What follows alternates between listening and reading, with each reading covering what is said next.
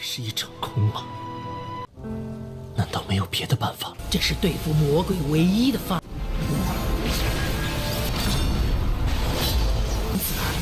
流光逝手。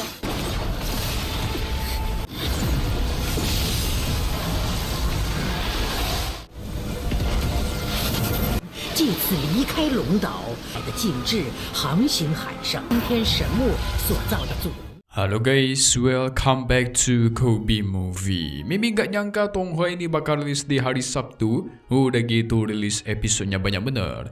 Jadi di sini Mimin akan mencoba mengejar episodenya sampai tamat season 1 ya guys. Oke. Di part 21 Changshen J ini merupakan gabungan dari episode 21 dan 22.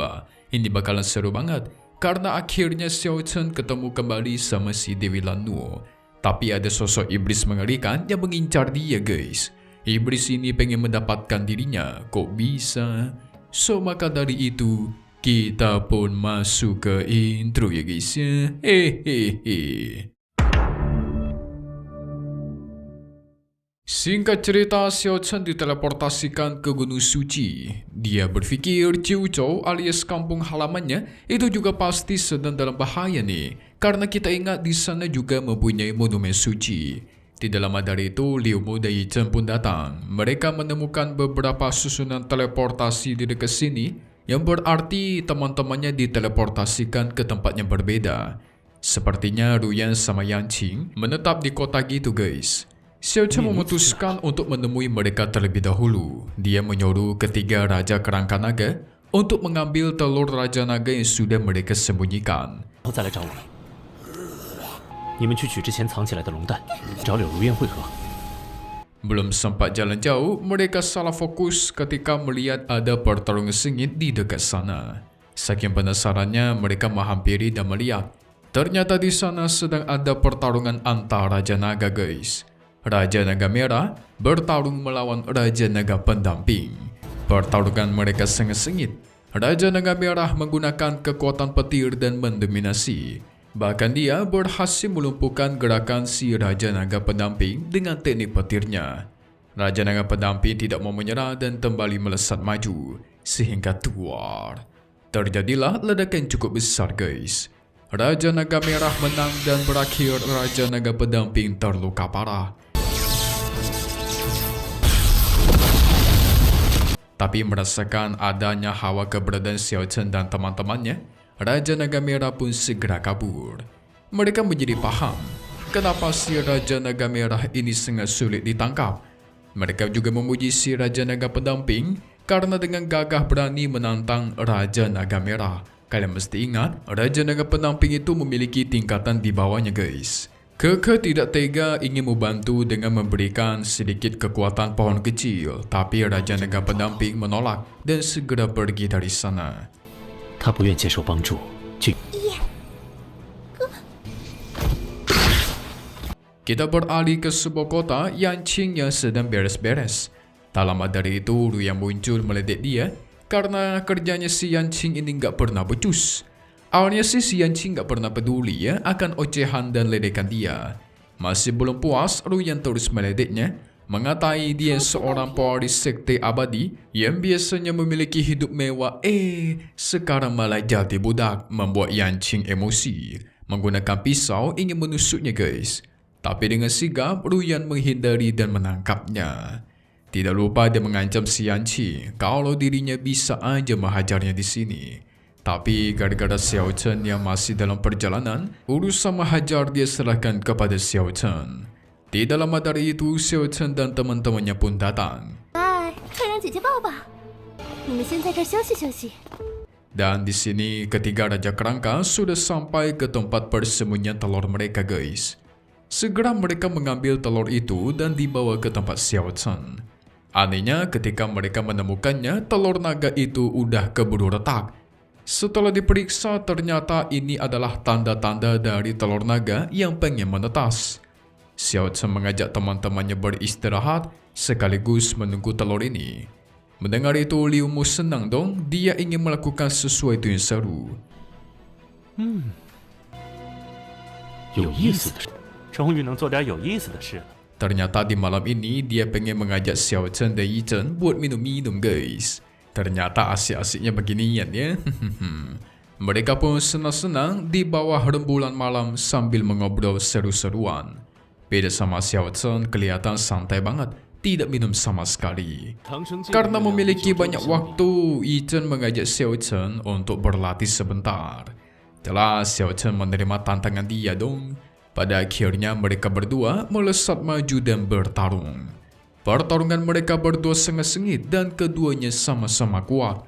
Masing-masing bisa menghindari serangan lawan dengan mudah.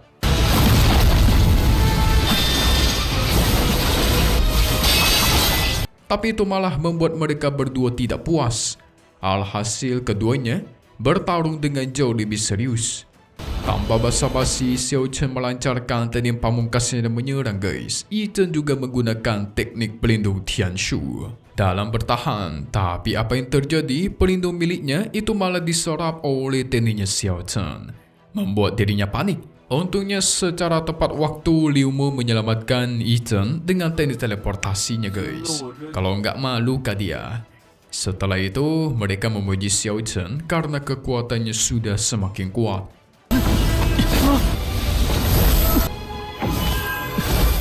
Kita beralih kepada Lin Ternyata dia kembali ke suku manusia pohon guys. Dia menjelaskan kejadian sebelumnya kepada sang penguasa suku manusia pohon. Sang penguasa tidak menyangka, ternyata kota mati itu bisa tiba-tiba muncul. Tapi dia tetap mengingatkan agar dengan cepat menemukan Raja Naga supaya mereka bisa keluar dari pulau ini. Kita beralih lagi ke sisi Xiao Chen dan teman-temannya yang terkejut karena telur naga mereka mulai memancarkan tanda-tanda penetasan. Di dalam dari itu, telurnya pun retak dan terlahirlah Raja Naga Biru ditambah Raja Naga Giok. Raja Naga Giok menghampiri tongkat biksunya Yi Chen dan langsung menganggap dirinya sebagai tuannya guys, karena dia merasakan ada pancaran energi spiritual. Sementara Raja Naga Biru, dia asik bermain dengan Keke. Tapi gak lama dari itu, dia menghampiri Liu Mu dan kelihatan senang sama dia. Itu membuat Liu Mu ketakutan dan kabur dong. Wah, mereka mendapatkan dua Raja Naga sekaligus. Tentu setelah ini Yi Chen penasaran apa yang bakal dilakukan oleh Xiao Chen sekarang. Yang ternyata setelah insiden kemarin, dia berniat menemui Dewi Lan Nu yang membawa dia ke dunia abadi. Karena si Xiao Chen udah pengen pulang kampung guys, udah capek dia di sini. Karena Yi Chen memiliki tujuan berbeda, yaitu dia pengen melatih si Raja Naga ini, mereka pun berpisah di tengah jalan. 我见到了带我来长生界的神，接下来有何打算？这龙王倒与柳木投缘。 Setelah berpisah, Xiao Chen tiba-tiba bertemu dengan orang suku barbar dari Pulau Naga yang bernama Niu Ren. Dia sedang dikejar-kejar oleh kabut hitam dan meminta tolong. Melihat dia yang berasal dari pulau ini, Xiao Chen segera melesat maju untuk menyelamatkannya. Dia menahan sebuah serangan dari kabut hitam itu, yang ternyata dari dalam kabut hitam itu ada orang misterius yang mencari nafas yang. Ditambah orang itu mengamuk dan memancarkan kekuatannya sangat besar. Yes, dia itu adalah Mo Kui guys, alias iblis. Kalau kalian lupa, dia bangkit dari peti mati di reruntuhan kuno yang Xiao Chen datangi kemarin. Melihat itu, Xiao Chen pun membuat pelindung untuk berjaga-jaga. Keke menghampirinya dan mengeluarkan pohon kecil. Ketika melihat pohon kecil itu, si Mo Kui langsung terkejut dan mengenalinya guys. Tubuhnya secara tiba-tiba melemas dan kekuatannya seketika lenyap. Ada kesempatan, Xiao Chen pun mengajak Niu Ren segera kabur dari sana. Yang ternyata Mo Kui mengetahui jelas soal pohon kecil itu adalah pohon suci klan naga di masa lalu. Mungkin pohon itu adalah counter dia guys, makanya tubuhnya langsung melemah kan? Singkat cerita, Xiao Chen melanjutkan perjalanan dengan Niu Ren. Mereka pun pergi ke desa tempat Niu Ren berada guys. Gerbang besar pun dibuka dan mereka semua dipersilakan masuk. Tentu melihat mereka berasal dari luar menjadi bahan gosipan orang-orang di sana. Di sana juga ada sang Raja Naga yang dipanggil juga sebagai Xiao Hei. Dan tidak lama dari itu, muncullah kepala suku barbar, yaitu neneknya Neuron. Neuron tampangnya dong serem tetapi sifatnya Hello Kitty. Menangis di depan neneknya gara-gara dikejar sama Mokui. Hehe. Tentu setelah menceritakan semuanya, si nenek berterima kasih atas penyelamatannya. Xiao Chen bertanya di manakah Dewi Lano berada. Kebetulan Dewi Lano sudah menunggu lama di tepi danau kuno. Menunggu orang-orang dari benua Ciuchou untuk mencari dia guys, yaitu Xiao Chen sama si Lin Er. Karena kan mereka satu kampung. Xiao Chen pun segera pergi ke tepi danau, sementara yang lainnya pergi ke tempat penginapan. 幸亏小兄弟仗义相救，我的孙儿险遭大难。 Singkat cerita, Xiao Chen menemui Dewi Lano. Si Dewi sudah mendengar cerita dari Lin Er soal Xiao Chen. Yang pasti ceritanya buruk-buruk guys. Xiao Chen kesini itu cuman pengen berharap agar bisa kembali ke kampungnya. Sehingga dia memohon bantuan dari Dewi Lano. Tetapi masalahnya Dewi Lano itu ditekan oleh kekuatan hukum yang ada di Pulau Naga guys. Sehingga dia tidak bisa membuka portal gerbang kekosongan yang menghubungkan kedua dunia. Secara singkatnya, Dewi Lano tidak bisa membantu sama sekali. Bahkan dia tidak tahu apakah ada cara lain ataukah tidak. Harusnya sih ada sih. Tapi catatannya, mereka harus pergi ke benua immortal atau benua abadi. Dan kalau mau ke sana, mereka harus keluar dari Pulau Naga ini dulu. Katanya sih mereka harus menunggu 100 tahun sampai segel dari Pulau Naga itu melemah dan terbuka. Barulah mereka bisa keluar. Putus asa banget dong kalau kayak gitu. Kalian bayangkan aja guys. Kan si Xiao Chen itu pengen ketemu kekasihnya. 100 tahun apakah kekasihnya masih hidup? Tentu dia sedih lah. Dia sih bisa aja menunggu ya kan, secara dia seorang praktisi.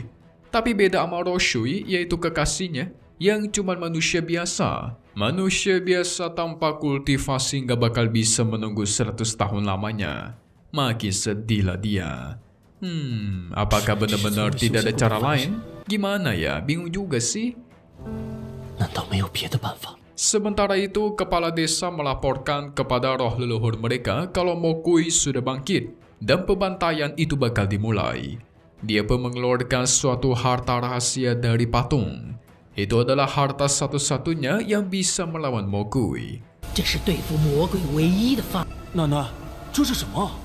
Dan tidak lama dari itu, Mokui pun muncul. Dia mendekati suku barbar dengan perlahan guys. Semua pasukan di sana menghentikannya dipentalkan tanpa ada perlawanan. Sampai-sampai Dewi Lano turun tangan untuk melawannya. Mokui memperingatkan agar pergi atau mereka bakal mati. Gak ada pilihan, hanya ada kata pertempuran. Segera dia mengaktifkan formasi penyegel. Setelah formasi sudah selesai, dia tambahkan daya tekanan untuk menekan Mokui. Tapi sayang sekali Mokui terlalu kuat. Dengan sekali pancaran kekuatan iblisnya aja, formasi itu langsung hancur lebur.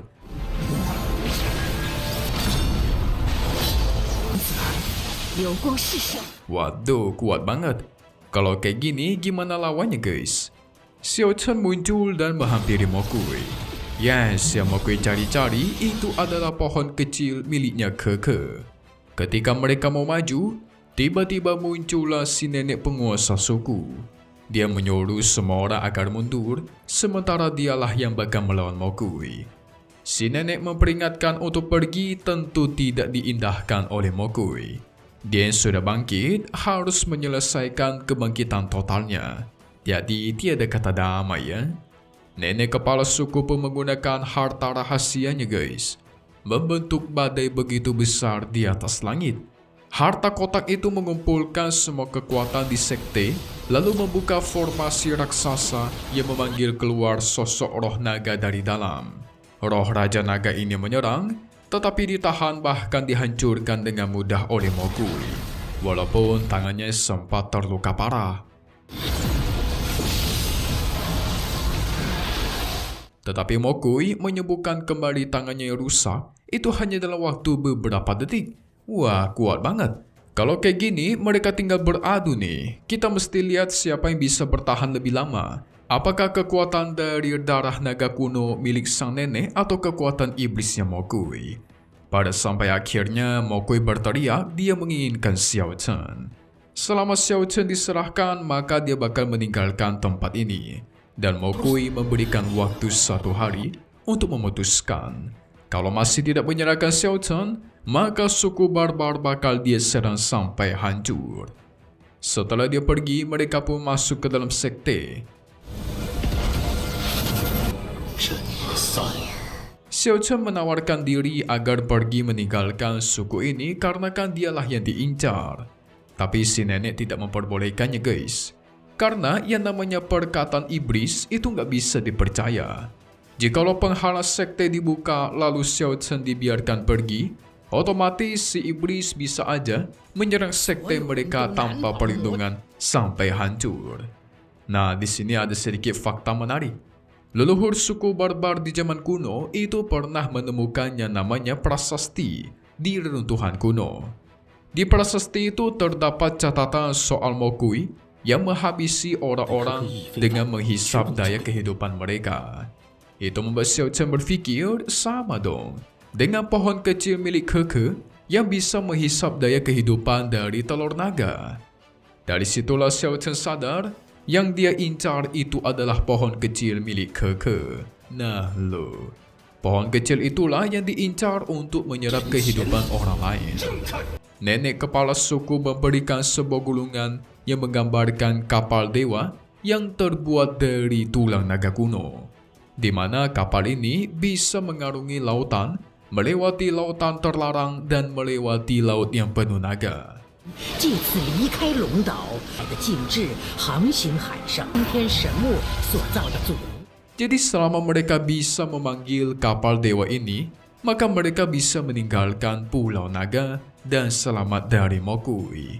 Secara tidak langsung, itu menjadi kesempatan buat Xiao Chen meninggalkan Pulau Naga dan menghampiri dunia abadi mencari cara buat pulang ke Jiuzhou. Tapi tidak mudah memanggil kapal dewa. Syaratnya itu, mereka harus mencari Raja Naga dengan total 9 ekor. Dan sekarang mereka baru punya 2 guys, gimana cari 7-nya lagi? Apalagi waktunya tersisa besok, Xiao Chen harus menemui si Mokui. 龙王棋局。 Xiao Chen pun berniat memancing Mokui menjauh sementara yang lain itu fokus mencari Raja Naga. Wah, ini sungguh keputusan yang gila guys. Berani banget Lord kita Xiao Chen ya. Gimana? Lanjut sampai tamat gak guys? Mimin bisa bikin sampai tamat kalau kalian request lebih banyak. So, ketik di bawah komen lanjut, akan Mimin lanjut secepatnya, oke? Satu hal yang pasti cuma di sini ya. Kobe Movie. Thank you buat kalian semua nonton dan selalu support channel Mimin. Semoga kalian semua sehat selalu. Mimin pamit undur diri dulu. Kita bakal ketemu lagi di video-video selanjutnya. Oke kalau gitu, see you guys.